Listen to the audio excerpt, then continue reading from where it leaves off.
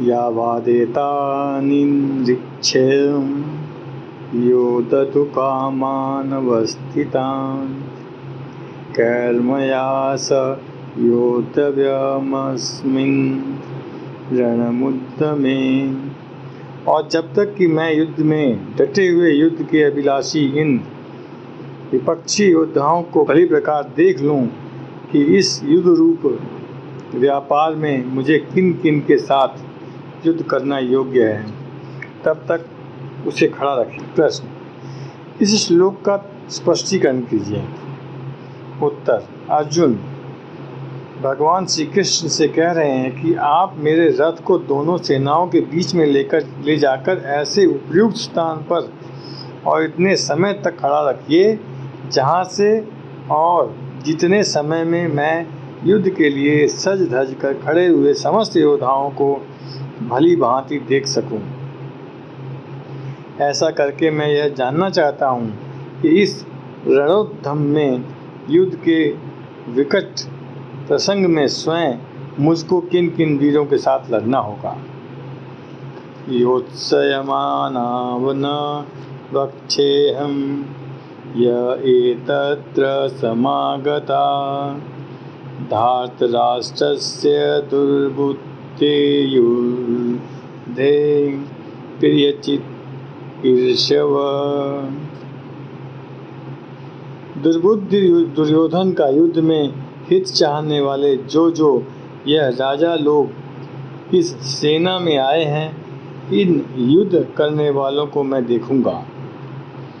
दुर्योधन को अर्जुन ने दुर्बुद्धि क्यों कहा, बतलाया।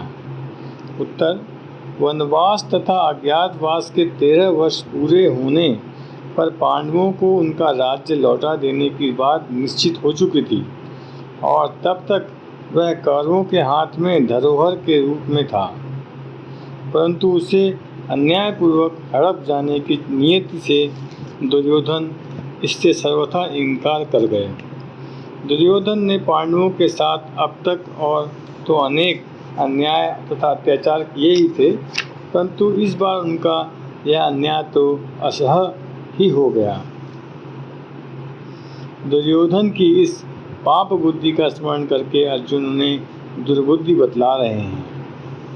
प्रश्न, दुर्योधन का युद्ध में हित चाहने वाले जो ये राजा इस सेना में आए हैं, इन युद्ध करने वालों को मैं देखूंगा। अर्जुन के इस कथन का क्या अभिप्राय है। उत्तर, अर्जुन का इसमें यह भाव प्रतीत होता है कि पाप बुद्धि दुर्योधन का अन्याय और अत्याचार सारे जगत में प्रत्यक्ष प्रकट है, तो भी उसका हित करने की इच्छा से उसकी सहायता करने के लिए ये राजा लोग यहाँ इकट्ठे हुए हैं। इससे मालूम होता है कि इनकी भी बुद्धि दुर्योधन की बुद्धि के समान ही दुष्ट हो गई है, तभी तो ये सब अन्याय का खुला समर्थन करने के लिए आकर जुटे हैं और अपनी शान दिखाकर उसकी पीठ ठोक रहे हैं तथा इस प्रकार उसका हित करने जाकर वास्तव में उसका अहित कर रहे हैं। अपने को बड़ा बलवान मानकर और युद्ध के लिए उपयुक्त होकर खड़े हुए इन सबको मैं जरा देखूं तो सही कि कौन कौन है, और फिर युद्ध स्थल में भी देखूं कि ये कितने बड़े वीर हैं और इन्हें अन्याय तथा अधर्म का पक्ष लेने का मजा चखाऊं। संबंध, अर्जुन के इस प्रकार कहने पर भगवान ने क्या किया। अब 2 श्लोकों में संजय उसका वर्णन करते हैं। संजय उवाच, एवमुक्तो ऋषिकेशो गुडाकेशेन भारत सेनयोरभयोर्मध्ये स्थापयित्वा रथोत्तमं भीष्मद्रोणप्रमुखतः सर्वेषा च महेष्यताम्। उवाच पार्थ पश्येतान् समवेतान् कुरुनीति। संजय बोले, हे धृतराष्ट्र, अर्जुन द्वारा इस प्रकार कहे हुए महाराज श्री कृष्णचंद्र ने दोनों सेनाओं के बीच भीष्म और द्रोणाचार्य के सामने तथा संपूर्ण राजाओं के सामने उत्तम रथ को खड़ा करके इस प्रकार कहा कि हे पार्थ, युद्ध के लिए जुटे हुए इन कौरवों को देख। प्रश्न, गुणाकेश का क्या अर्थ है और संजय ने अर्जुन को यहाँ गुणाकेश क्यों कहा?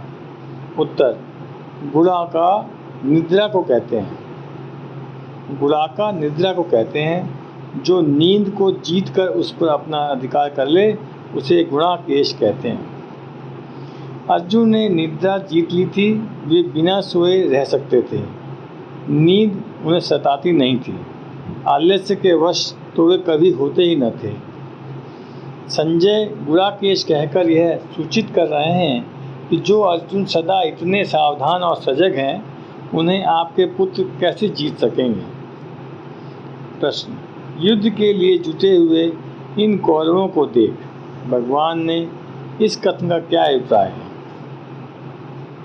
उत्तर, इससे भगवान ने यह भाव दिखलाया है कि तुमने जो यह कहा था कि जब तक मैं सबको देख न लूं तब तक रथ वहीं खड़ा रखिएगा, उसके अनुसार मैं सबके बीच में ऐसी जगह रथ को लाकर खड़ा कर दिया है जहां से तुम सबको भली भांति देख सको। रथ स्थिर भाव से खड़ा है। अब तुम जितनी देर तक चाहो सबको भली भांति देख लो। यहाँ कुरुन पश्य अर्थात कौरवों को देखो, इन शब्दों का प्रयोग करके भगवान ने यह भाव भी दिखलाया है कि इस सेना में जितने लोग हैं सब प्राय सभी तुम्हारे वंश के तथा आत्मीय स्वजन ही हैं।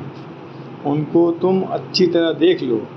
भगवान के इसी संकेत ने अर्जुन के अंतःकरण में छिपे हुए कुटुंब स्नेह को प्रकट कर दिया।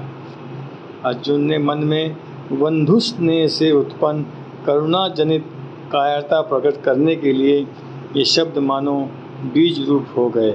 मालूम होता है कि अर्जुन को निमित्त बनाकर लोक कल्याण करने के लिए स्वयं भगवान ने इन शब्दों के द्वारा उनके हृदय में ऐसी भावना उत्पन्न कर दी जिससे उन्होंने युद्ध करने से इनकार कर दिया और उसके फलस्वरूप साक्षात भगवान के मुखारविंद से त्रिलोक पावन दिव्य गीता अमृत ऐसी परम मधुर धारा बह निकली जो अनंत काल तक अनंत जीवों का परम कल्याण करती रहेगी। संबंध, भगवान श्री कृष्ण की आज्ञा सुनकर अर्जुन क्या किया, अब उसे बतलाते हैं। तत्रा पश्यतीथान पार्थ पितनथ पितामहान् आचार्यन् मातुलान् भ्रातना पुत्रान् पौत्रान् संकेस्तथा श्वशुरान् सृहदर्शेव सेनायोरभयोरपि। इसके बाद पितापुत्र अर्जुन ने उन दोनों ही सेनाओं में स्थित ताऊ, चाचाओं, दादाओं, परदादाओं को, गुरुओं को, मामाओं को, भाइयों को, पुत्रों को, पौत्रों को तथा मित्रों को, ससुरों को और सुहृद को देखा। 27वें का प्रवाद। प्रश्न, इस 1.5 श्लोक का स्पष्टीकरण कीजिए। उत्तर, भगवान की आज्ञा पाकर अर्जुन ने दोनों ही सेनाओं में स्थित अपने समस्त स्वजनों को देखा। उनमें भूरिश्वा आदि पिता के भाई पिता तुल्य पुरुष थे। भीष्म, सोमदत्त और वाहिक आदि पितामह प्रपितामह थे। द्रोणाचार्य, कृपाचार्य आदि गुरु थे।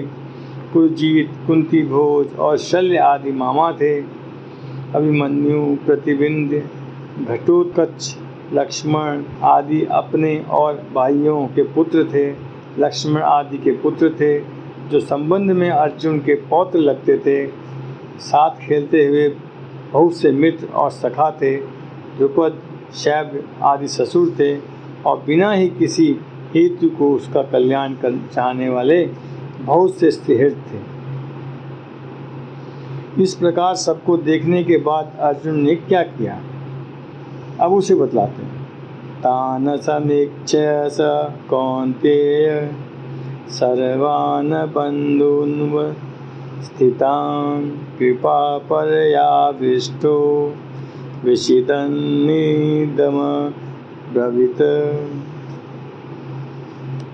उन उपस्थित संपूर्ण बंधुओं को देखकर वे कुंती पुत्र अर्जुन अत्यंत करुणा से युक्त होकर शोक करते हुए यह वचन बोले। 27वां उत्तार्ध और 28वां उत्तार्ध पूर्वार्ध।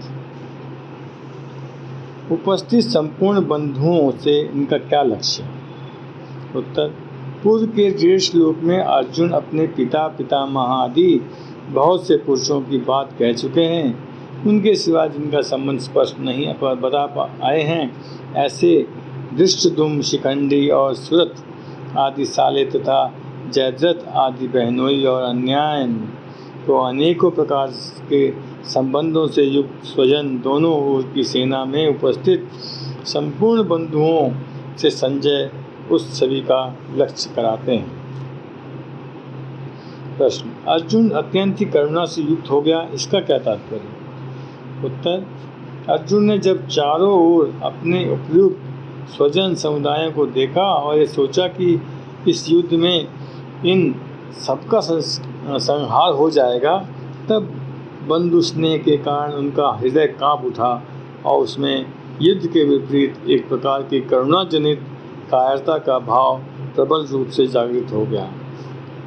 यही अत्यंत करुणा है, जिसको संजय ने पराया कृपा कहा है। और इस कायरता के आवेश से अर्जुन अपने क्षत्रियोचित वीर स्वभाव को भूलकर अत्यंत मोहित हो गए। यही उनका उस करुणा से युक्त हो जाना है। प्रश्न: इदम पद से अर्जुन के कौन से वचन समझने चाहिए? उत्तर: इदम पद का प्रयोग कर अगले श्लोक से लेकर 46वें श्लोक तक अर्जुन ने जो जो बात कही है उन सभी के लिए किया गया है। संबंध: बंधु स्नेह के कारण अर्जुन की कैसी स्थिति हुई, अब 2.5 श्लोक में अर्जुन स्वयं उसका वर्णन करते हैं। अर्जुनोवाच त्वेष्टं स्वजनं कृष्णयुयुत्सं समुत्थितं सयसीदन्ति मम गात्राणि मुखं च परिश्वयति वेशयुज्य शरीरे मे रोमहर्षश्च जायते। अर्जुन बोले, हे कृष्ण, युद्ध में डटे हुए युद्ध के अभिलाषी इस स्वजन समुदाय को देखकर मेरे अंग शिथिल हुए जा रहे हैं और मुख सूखा जा रहा है तथा मेरे शरीर में कंप एवं रोमांच हो रहा है। प्रश्न: अर्जुन के इस कथन का क्या भाव है? उत्तर: यहाँ अर्जुन का यह भाव है कि इस महायुद्ध का महान भयंकर परिणाम होगा। ये सारे छोटे और बड़े सगे संबंधी तथा आत्म स्वजन हैं जो इस समय मेरी आँखों के सामने हैं, मौत के मुंह में चले जाएंगे। इस बात को सोचकर मुझे इतनी मार्मिक पीड़ा हो रही है, मेरे हृदय में इतना भयंकर दाह और भय उत्पन्न हो गया है कि जिसके कारण मेरे शरीर ऐसी दुर्व्यवस्था हो रही है। गांडीवं रस्तसते हस्तात्वकच्चैव परिदहते न च शङ्कनो व्यवस्थान्तु भ्रमतीव च मे मनः। हाथ से गांडीव धनुष गिर रहा है और त्वचा भी बहुत जल रही है तथा मेरा मन भ्रामित सा हो रहा है, इसलिए मैं खड़ा रहने में भी समर्थ नहीं हूँ। प्रश्न: इस श्लोक का क्या भाव? उत्तर: करुणा जनित कायरता से अर्जुन की बड़ी शोचनीय स्थिति हो गई है। उसी का वर्णन करते हुए कह रहे हैं कि मेरे सारे अंग अत्यंत शिथिल हो गए हैं, हाथ ऐसे शक्ति शून्य हो रहे हैं कि उनसे गांडीव धनुष को चढ़ाकर बाण चलाना तो दूर रहा, मैं उसको पकड़े भी नहीं रह सकता। वह हाथ से छूटा जा रहा है।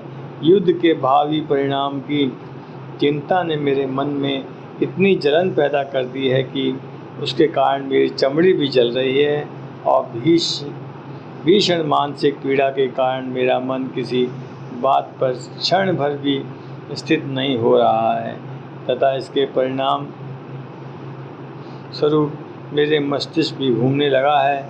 ऐसा मालूम होता है कि मैं अभी अभी मूर्छित होकर गिर पड़ूंगा। प्रश्न: अर्जुन का गांडीव धनुष कैसा था और वह उसे कैसे मिला था? उत्तर: अर्जुन का गांडीव धनुष दिव्य था। उसका आकार ताल के समान था। गांडीव का परिचय देते हुए वृहनला के रूप में स्वयं अर्जुन ने उत्तर कुमार से कहा था, यह अर्जुन का जगत प्रसिद्ध धनुष है। यह स्वर्ण से मढ़ा हुआ, सब शस्त्रों में उत्तम और लाख आयुधों के समान शक्तिमान है। इसी धनुष से अर्जुन ने देवता और मनुष्य पर विजय प्राप्त की है। इस विचित्र रंग बिरंगे, अद्भुत, कोमल और विशाल धनुष का देवता, दानव और गंधर्वों ने दीर्घ काल तक आराधना किया है। इस परम दिव्य धनुष को ब्रह्मा जी ने 1000 वर्ष, प्रजापति ने 5 वर्ष, 503 वर्ष, इंद्र ने 85 वर्ष, चंद्रमा ने 500 वर्ष और वरुण देव ने 100 वर्ष तक रखा था। यह अर्जुन को खांडव वन जलाने के समय अग्निदेव ने वरुण से दिलाया था।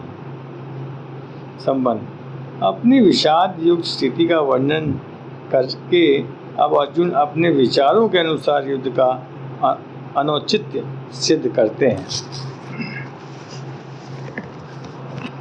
निमित्तानि च पश्यामि विपरीतानि केशव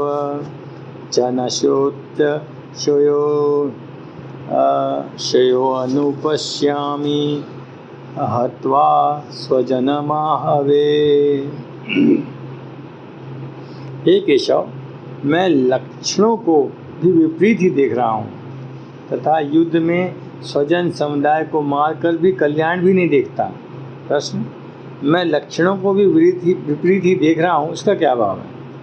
उत्तर: किसी भी क्रिया के भावी परिणाम की सूचना देने वाले शकुनादि चिन्हों को लक्षण कहा जाता है। श्लोक में निमित्तानि पद इन्हीं लक्षणों के लिए आया है। अर्जुन लक्षणों को विपरीत बतलाकर यह भाव दिखला रहे हैं कि आसमान में ग्रहण होना, धरती का कांप उठना और आकाश में नक्षत्रों का गिरना आदि बुरे शकुनों से भी नहीं यही प्रतीत होता है कि इस युद्ध का परिणाम अच्छा नहीं होगा। इसलिए मेरे समझ से युद्ध न करना ही श्रेयस्कर है। प्रश्न: युद्ध में स्वजन समुदाय को मारकर कल्याण भी नहीं देखता, इस कथन का क्या अभिप्राय है? उत्तर: अर्जुन ने कथन का भाव यह है कि युद्ध में अपने सगे संबंधियों के मारने से किसी प्रकार का भी हित होने की संभावना नहीं है, क्योंकि प्रथम तो आत्मीय स्वजनों के मारने से चित्त में पश्चाताप जनित क्षोभ होगा। दूसरे, उनके अभाव में जीव दुखमय हो जाएगा और तीसरे, उनके मारने से महान पाप होगा। इस दृष्टियों से न इन श्लोकों में हित होगा और न ही परलोक में ही। अतएव मेरे विचार से युद्ध करना किसी प्रकार भी उचित नहीं है।